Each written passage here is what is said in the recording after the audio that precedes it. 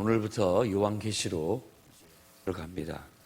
어렵다고 하면 어렵고 또 다른 성경이나 똑같이 복음을 얘기하고 있다라고 이렇게 보면 이게 또 어려운 것도 아닙니다. 그리고 요한계시록이 어려운 것은 국시, 여러 가지 상징적인 환상과 계시 이런 것들을 다루고 있기 때문에 그렇습니다. 그런데 우리가 이미 그런 것들은 구약 성경에서 익숙해 있어요. 에스겔도 막 성전이 이렇게 날아올라서 좌우 상하 위로 왔다 갔다 하는 환상부터 시작해서 그도 천사가 데리고 저쪽 지금 바벨론에 있는데 거기서부터 막 예루살렘으로도 왔다가 데리고 갔다 왔다 하는 그런 얘기들은 이미 에스겔서에 다루고 있고요. 그리고 또 괴물에 대한 이야기는 다니엘서에 이미 다니엘서에서 봤고 또 오늘같이 이렇게 천사가 나타나고 또 그 앞에서 죽은 사람처럼 되고 또 환상과 계시를 본 것들은 스가랴서도 유사합니다. 그런 것들도 우리가 이미 구약성경, 그러니까 이 요한계시록은 그런 구약성경에 나타나 있는 다양한 예언적인 요소, 재료들을 다 이렇게 섞여 있어요. 그러니까 이미 구약에 익숙한 사람들은 그런 장르구나, 똑같은 요한계시록이 그런 느낌을 갖고 있고 또 거기에 맞게 우리가 잘 해석을 하면 됩니다. 시작은 예수 그리스도의 계시, 제목 같은 거예요. 예수 그리스도의 계시 나타납니다. 이 계시는 하나님이 주셨다 설명하고 있고 그리고 속히 일어날 일을 보여주는 것이다. 속히 일어날 일 보여주는 것이다 라고 얘기하고 있고 그 다음에 천사를 통해 요한에게 알게 하신 것이다. 이 세 가지로 예수 그리스도의 계시를 설명하고 있습니다. 그래서 그 계시를 받은 그대로 요한은 증언을 하는 것이다. 얘기합니다. 그 증언은 바로 그리스도의 말씀이고 하나님의 말씀이다. 하나님의 말씀을 증언하는 것이고 또 그리스도의 말씀을 증언하는 것이다. 똑같이 하나님과 그리스도를 대등하게 얘기합니다. 그리고 한계가 있는데 2절 말씀에는 그가 본 만큼 자기가 본 만큼만 보여준 계시라는 게 그런 거죠. 계시라는 것은 이렇게 수건으로 이렇게 딱 덮어놨다가 자, 잘 봐라 하고 싹 열어서 이렇게 보여주는 그런 의미를 계시라고 하는 거예요. 그러니까 아무리 자 지금부터 보세요 하고 딱 열어주고 딱 다시 덮었어요. 그러면 여러분들이 본 것은 이제 그 순간 내가 본 만큼만 기억을 하는 거잖아요. 자세히 본 사람도 있고 다 그렇게 못 본 사람들도 있고 그런 것처럼 요한이 개인적으로 본 만큼만 얘기하는 거예요. 전부를 다 얘기할 수는 없습니다. 그리고 아무리 내가 다 봤다 할지라도 그걸 설명하기란 굉장히 어려운 거예요.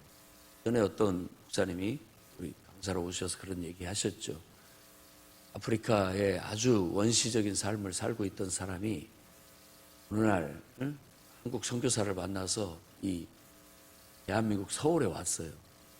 와가지고 이것저것을 보여주는데 막 자동차가 달리고 전철이 다니고 기차가 막 달리고 또 막 하늘에 비행기가 날아다니고 이런 것들을 다시 원주민한테 가서 자기가 본 것을 설명을 해봐라고 그랬을 때 한 번도 자동차를 본 적도 없고 전철을 본 적도 없고 TV를 본 적도 없고 냉장고를 본 적도 없고 비행기를 본 적도 없는 사람한테 그걸 설명을 하려면 어떻게 설명을 하겠어요?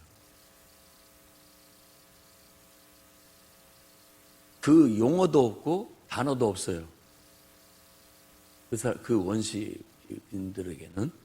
그러니까는 그 원시인들이 쓰고 있는 용어 중에서 비슷한 용어들, 이해할 수 있는 어떤 것들을 다 동원해서 손짓, 발짓 다 해가면서 설명을 하겠죠. 그런 거나 마찬가지입니다. 우리가 하나님의 계시를 봤다 할지라도 그 계시를 정말 내가 봤을 때는 너무나 놀랍고 신기한데 그것을 우리가 알아들을 수 있는 말로 설명하는 데에는 또 다른 제약이 있어요. 설명하기가 참 어렵습니다. 뭘로 표현을 해야 될지. 그리고 나름대로 알아들을 수 있는 표현을 내가 쓴다고 쓰지만 내가 말하는 것하고 그 사람들이 알아듣는 거하고 또 다를 수가 있어요. 동상이몽처럼. 나는 막 이런 것을 상상하고 이걸 본 것을 이렇게 얘기하는데 그 사람은 나름대로 다른 그림을 그릴 수 있다 이거죠. 그런 제약이 있습니다. 묵시는 그런 제약이 있고 오류가 생길 수 있는 다분한 요소를 갖고 있죠. 그런데 똑같이 가서 그 원시인들 중에 똑같이 그것을 봤어요. 근데 이 사람이 막 설명하는 것을 옆에 있는 사람이 듣고 있어요. 그러면은 이 사람은 이해를 합니다. 아, 그걸 이렇게 묘사하고 있구나. 그걸 이렇게 묘사하고 있구나. 그걸 알고 있죠. 그러다가 뭐 거들기도 하겠죠. 그런 것처럼 같은 신앙과 같은 믿음을 가진 사람은 지금 뭘 얘기하는지를 알 수가 있어요. 왜냐하면 똑같이 그런 것들을 보고 알고 있기 때문에 뭘 설명하려고 하는지 무엇을 우리에게 얘기하려고 하는지를 알아듣게 되는 것이죠. 묵시는 그런 의미가 있습니다. 그리고 왜 이런 묵시들을 쓰느냐? 항상 에스겔도 그렇고 다니엘도 그렇고 이런 모든 것들이 문서검열에 걸릴 수 있기 때문에 못 알아듣는 얘기. 일반 사람들은 보면 이게 뭐 다른 얘기예요.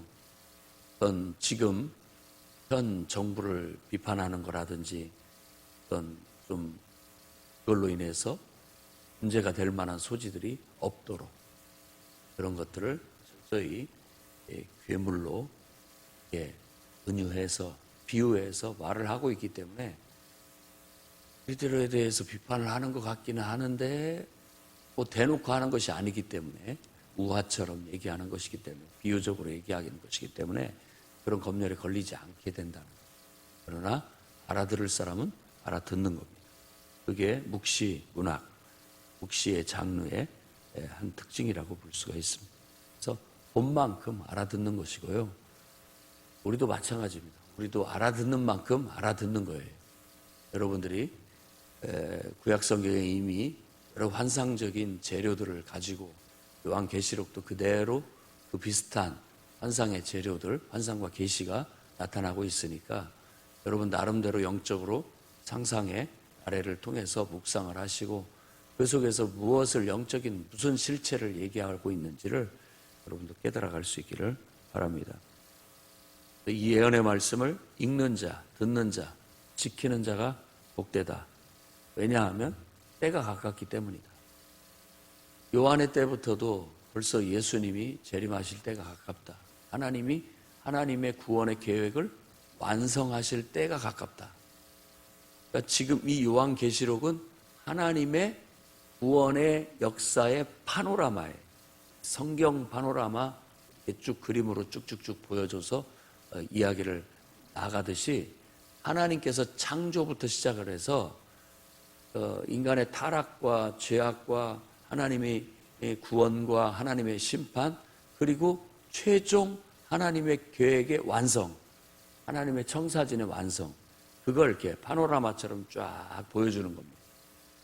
뭐 7 나팔에서 또 뭐 이렇게 7개의 대접이 나오고 막 이렇게 쭉쭉쭉 나아가는 거 인을 떼고 대접이 나오고 나팔을 불고 이런 것들이 쭉쭉쭉 파노라마처럼 펼쳐지는데 그 내용이 하나님의 구원 역사의 모든 청사진을 탁탁탁탁 하트 사진처럼 보여주고 있는 거라고 볼 수 있습니다. 그러니까 그야말로 이건 하나님의 구원 계획의 파노라마의 청사진을 하나씩 하나씩 보여주는 것과 같은 그런 내용입니다. 이제 4절부터 시작을 해서 3장까지는 요한이 아시아에 있는 7 교회에게 편지 쓰는 이야기로 되어져 있습니다. 아시아에 있는 7 교회가 여기서 말하는 에베소서, 그다음에 서머나, 버가모, 두아디라, 사데, 빌라델비아, 라오디게아. 다 터키 쪽이니까 서쪽 지역에, 서쪽 해안 지역을 따라서 위아래로 쭉 훑어서 요 도시들이 쭉 있습니다. 나중에 성지순례를 갈 기회가 있게 된다면 터키, 요 아시아에 있는 7교회를 방문할 수 있어요. 그리고 요한은 지금 어떤 상태에 놓여져 있느냐? 예수 그리스도의 복음을 증거하다가 반모섬에 있다라고 했지만, 이 반모섬은 죄인들을 유배시키는 그런 죄인들을 거기에다가 섬에 가둬놓는 장소가 이 반모섬입니다. 이 반모섬은 지금 현재는 그리스령이에요. 그 에게해에 있는 대부분의 섬은 전부 그리스 겁니다. 그리고 터키가 있는데 터키에서 훨씬 가까운 지근에 있는 섬인데도 불구하고 이게 그리스령이에요. 만일 터키 아시아에 있는 7교회를 가려다가 반모섬을 가려면 그리스로 넘어가야 되기 때문에 좀 그런 제약이 있습니다. 반모섬도 성지순례에 가서 한번 볼 수 있습니다. 그런 코스를 잡아서 보면 더 의미가 있겠죠. 요한이 여기서 환상과 계시를 받고 계시록을 썼구나 하는 것들을 느껴볼 수가 있게 되지요. 그 반모섬에서, 그리고 또 주의 날, 어제 주일날을 지켰는데 주의 날, 그러니까 주의 날 하나님을 예배하고 있을 때 하나님께서 계시로 나타나신 거예요. 그래서 하시는 말씀이 아시아에 있는 7교회에다가 내가 보여준 것들을 편지로 써라 라고 그렇게 지시를 하게 되는 겁니다. 그래서 편지 형태로 쭉 나가는데 바로 그 편지를 쓰라고 하신 분에 대해서 묘사가 나타나는데 이제도 계시고 전에도 계시고 장차 오실 분, 이렇게 묘사를 합니다. 이제도 계시고 전에도 계셨고 장차 오실 분, 이 관점을 잘 알아야 됩니다. 현재, 그 다음에 다시 과거로 갔다가 다시 미래로 가는 거예요. 요한계시록이 앞으로 될 일에 대한, 속히 될 일에 대한 얘기를 한 것은 이 일부분입니다. 근데 그 얘기를 하려면은 현재의 얘기가 있어야 되고 과거의 얘기도 있어야 되는 거예요. 그러니까 현재와 지금 요한의 모든 이 파노라마의 환상과 계시에는 현재가 있고 과거가 있고 그다음에 미래를 얘기하는 거예요. 다시 얘기하지만 현재를 얘기하고 과거를 얘기하고 미래를 얘기하는 거예요. 예언은 하나님이 주신 말씀이라고 우리가 그렇게 봤잖아요. 그 또 다른 예언은 미래의 어떤 될 일들을 말해준다라고 그렇게 얘기를 하는데, 그 미래에 되어질 일이라 할지라도 현재와 과거와 무관하지 않습니다. 그렇기 때문에 또 이렇게 될 거야. 왜? 현재 네가 이러니까. 그리고 과거에 네가 이랬기 때문에 미래에 너는 이렇게 될 거야 라고 설명을 할 수밖에 없잖아요. 그 얘기가 요한계시록의 표현 방식이에요. 그래서 항상 보면은 이제도 계셨고 전에도 계셨고 장차 오실 분, 알파와 오메가, 시작부터 끝까지 전체적인 총 하나님의 뜻 안에서 본 인류 역사, 그리고 그 하나님의 뜻으로 본 하나님의 계획을 다 청사진으로 보여주는 거예요. 그러니까 어떻게 보면 현재 지금 우리의 모습을 그림으로 그려봐라. 과거의 너의 상태를 그림으로 그려봐라. 그리고 너 미래의 너의 모습을 그림으로 그려봐라 라고 했을 때 우리가 나름대로 현재의 느낌을 받아서 나의 모습은 어떤 모습인지를 그리고 과거의 모습은 나의 모습이 어떤지를 그려보고 미래에는 내가 바라는 어떤 나의 모습을 이렇게 그릴 수 있잖아요. 그런 환상과 계시가 요한계시록에 들어가 있습니다. 그래서 그것을 강조하고 있고, 예수 그리스도는 보좌 앞에 있는 7영, 보좌 앞에 있는 7영 이렇게 말함으로써 일곱의 영이면은 영도 또 일곱 영 하면 완전한, 충만한 그런 의미. 그리고 이 요한계시록에서는 이 일곱을 굉장히 자주 쓰죠. 일곱인, 일곱 나팔, 일곱 대접 이런 것들을 다 쓴단 말이에요. 일곱 영은 어떤 완벽한 영. 보좌 앞에 있는 일곱 영으로부터, 예수 그리스도로부터, 예수 그리스도를 보좌 앞에 있는 일곱 영과 이렇게 동일시해서 묘사를 하고 있는 거예요. 다른 듯 같은 거예요. 그러니까 일곱 영은 예수 그리스도의 영이라고 볼 수가 있겠습니다. 충성된 증인이고 죽은 자 가운데서 처음으로 살아나신 분이고 땅의 모든 임금들의 머리, 곧 통치자다. 온 세상의 통치자이시다. 그리고 무엇보다도 그의 피로 우리 죄를 사하셨다. 해방시키셨다. 그런 분. 예수 그리스도를 그렇게 설명을 하고 있어요. 하나님께서 우리를 나라와 제사장으로 만드신 그런 분이다. 하나님의 나라로, 그리고 우리를 하나님의 제사장으로 그 피로 죄에서 해방시켜서 만드신 분이다. 우리를 구원하신 분이다라는 거죠. 그에게 영광과 권능이 세세토록 있기를 바란다. 이렇게 거창한 인사말을 씁니다. 표현부터 너무나 풍성해요. 굉장히 요한이 지금 성령의 감동을 받고 이런 묘사들을 하고 있다는 걸 알 수 있습니다. 성령의 감동을 받으면 성령에 의해서 생각이 떠오릅니다. 그리고 어떤 것들이 막 느껴지고 깨달아지고 그렇습니다. 보이는 듯하고 느껴지는 거예요. 그러니까 아주 훌륭한 문학가가 되는 거예요. 누구나 다. 훌륭한 시인이 되고 감동을 받으니까. 똑같은 걸 보더라도 그것의 의미가 보이는 거예요. 똑같은 걸 경험을 했더라도 그것의 의미가 막 느껴지는 거예요. 그냥 눈에 보이는 것만 보이지 않아요. 그러니까 그게 환상과 계시라고 얘기하는 거예요.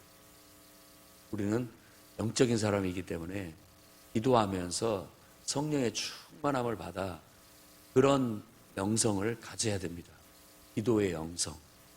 기도를 통해서 하나님이 보여주시는 무한한 어떤 상상력 이런 것들이 개발이 되고 남들이 보지 못하는 걸 우리는 볼 수 있는 영의 눈을 가지고 남들이 깨닫지 못하는 깨달음을 갖고 남들이 듣지 못하는 어떤 것을 들을 수 있는 그런 영적인 존재가 돼야 됩니다. 우리 정치인들도 감옥에 가면 거기서 책들 많이 읽고 그러더라고요.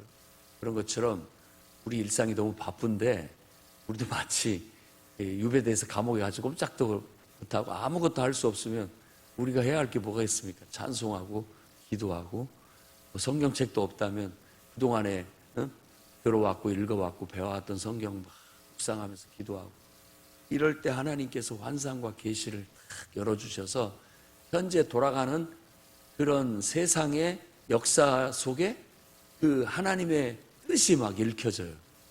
그리고 과거에 일어났던 모든 일들에 대한 그 뜻이 하나님의 뜻이 막 읽혀져요. 그러다 보니까 미래가 읽혀지는 거예요. 미래가 이렇게 되겠구나 하는 게 읽어진다고 해석이 된다고요. 예언은 그렇게 하나님의 환상과 계시를 통해서 현재, 과거, 미래가 해석되어지는 거예요. 읽혀져요. 근데 우리가 그런 능력을 평상시도 갖고 있습니다. 여러분들도 여러분 자녀나 어떤 좀 여러분 주위에 어떤 사람을 보고 손가락질을 하면서 앞날이 뻔하다 이런 말 많이 쓰잖아요. 이 앞날이 뻔하다. 딱 보니까 너 이렇게 되겠다. 그런 싶은 마음이 들잖아요. 왜냐하면 그 사람의 현재 모습이 보니까 그래요. 그리고 그 사람의 과거를 알아요. 그러니까 과거와 현재를 보면 미래가 점쳐지는 거잖아요. 읽혀지는 거잖아요. 그런 거예요. 근데 우리는 우리의 느낌만이 아니라 하나님께서 열어주신, 보여주신 환상과 계시를 통해서 하나님의 뜻, 하나님의 계획이 읽혀지는 거예요. 왜 지금 이런 일이 일어나는가? 왜 과거에 이런 일이 있었던가? 아, 그러면 미래에도 이런 일들이 앞으로 일어나겠구나 하는 것들이 읽혀지는 거죠. 그게 영적인 각이고 하나님께서 우리에게 보여주신 지혜의 말씀, 지식의 말씀, 그 환상과 계시라고 말할 수 있을 겁니다. 7절과 8절 아주 중심적인 구절이라고 볼 수 있는데, 볼지어다 그가 구름을 타고 오시리라. 각 사람의 눈이 그를 볼 것이요 그를 찌른 자들도 볼 것이요 땅에 있는 모든 족속이 애곡할 것이다. 이걸 굉장히 중요한 승리의 방파레 같이 얘기하고 있습니다. 예수 그리스도의 재림을. 정말로 그렇습니다. 이 세상에 완전히 아주 굉장히 중요한 핵심이에요. 예수 그리스도의 재림이. 그날이 오게 되면 상황이 다 달라질 거예요. 그래서 그 얘기를 하는 겁니다. 각 사람의 눈이 그를 볼 것이고 그를 찌른 자들도, 특히 찌른 자들도, 예수 믿는 자들을 핍박하고 예수 믿는 자들을 죽이던 그런 사람들도 예수 그리스도께서 재림하시는 걸 볼 것이다. 그때는 완전히 상황이 이제 달라지는 거죠. 우리 춘향전에서 암행어사 출도야 하는 장면이에요. 그게 예수님의 재림의 안경입니다. 그러면은 고통받던 의인은 풀려나게 되고 이제 모든 것들이 해결되게 되고, 한간 우리들 각종 불의를 행한 자들은 이제 다 무릎 꿇혀놓고 심판받고 나 죽었다라고 도망가고 그런 일들이 벌어지게 될 거라.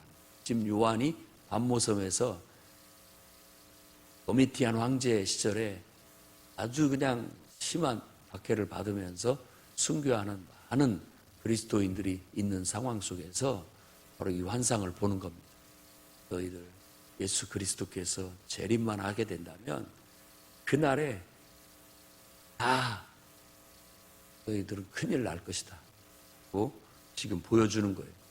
우리 성도들도 고통받고 있지만 지금 옥에 갇혀서 춘향이처럼 큰 옥에 칼을 차고 고통하고 애매한 고난을 받고 있을지 모르지만 언젠가 암행어사 출두야처럼 예수 그리스도께서 천사장의 호령과 나팔 소리로 강림하게 되면 이제 우리는 이 모든 것들을 벗어나게 되고 고난에서 벗어나 구원을 얻게 될 거라는 겁니다.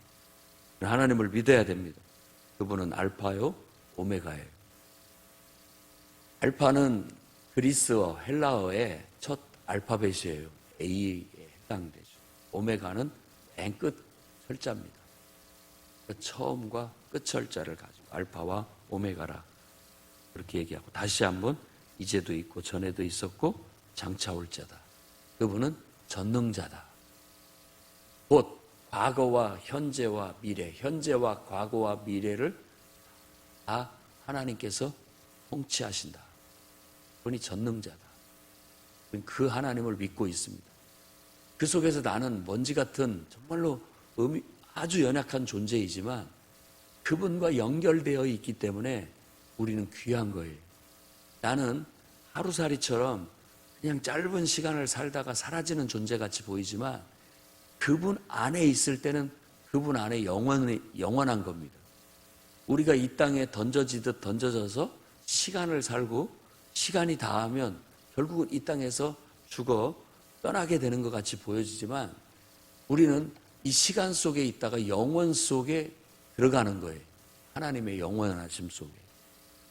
하나님이 나와 연결되어져 있다면, 내가 하나님 안에 있다면 하나님의 안에는 사망이 없고 영원함이 있는 것처럼 우리도 그분 안에서는 사망이 없고 영원 속에 있는 거예요. 내가 지금 시간을 살고 있지만 영원과 영원하신 하나님과 연결되어 있기 때문에 우리는 영원함을 느끼는 겁니다. 그래서 우리에게 영생이 있다고 말하고 있는 거예요. 잠깐 시간 속에 우리를 살아가고 있는 겁니다. 그러니 영원하신 하나님을 바라보고 영원을 놓치지 않는 여러분이 되기를 바랍니다. 잠깐 사는 것에 그저 달콤함에 속아 넘어가.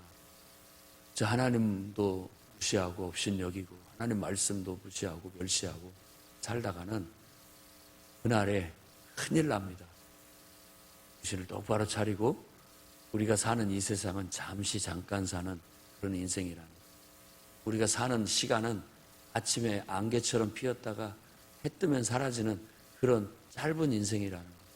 여기다 너무 많은 것들을 쏟아붓지 말고 우리의 진정한 목적과 가치를 하늘에 두고 영원에 두고 하나님 앞에 두어서 나가시기를 바랍니다. 그래서 요한은 그런 성도들을 권면하기 위해서 일곱 교회에 편지를 쓰는 겁니다.